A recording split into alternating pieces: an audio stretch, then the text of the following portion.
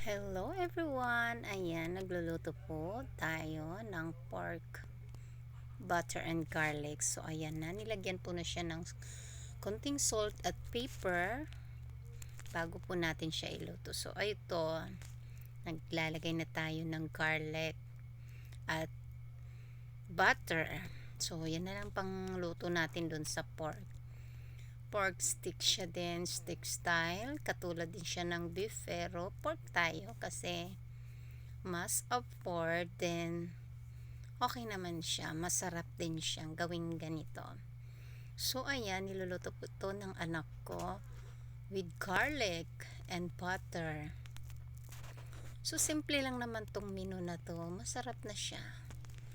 So nilalagay lang natin is butter, garlic, then yung meat mismo nilagyan na, pinapahiran niya ng salt and pepper, ganun lang po kasimple yung minong ito. So yan lang po, ayan, mabilis lang siya maluto kasi medyo malambot po talaga yung meat niya. Okay siya, yung part na to kasi yung malambot na part ng pork meat, malambot siya na part, so hindi siya pag nilutong ganito na chewy na parang gummy, no, masarap siya.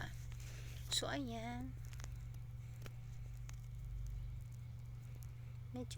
medyo natin ng konti brown para mas okay. So ayan, tapos na po magluto. Then yung garlic niyan, tinitiris-tiris ng anak ko kasi padagdag daw ng lasa sa meat. So tinitiris-tirisan niya bawat meat ng garlic.